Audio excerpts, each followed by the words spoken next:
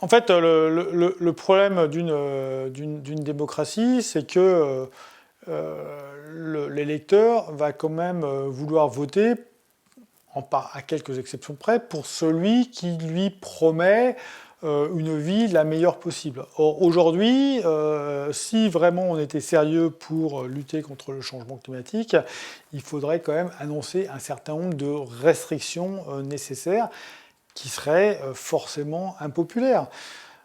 En fait, et d'ailleurs, c'est une des raisons pour lesquelles, personnellement, je suis favorable au nucléaire, c'est-à-dire que, de toute façon, il faudra de la sobriété en France. Il faut une part de sobriété. Mais évidemment, si, en plus de se passer des combustibles fossiles, on se passe du nucléaire, il va falloir encore plus de sobriété.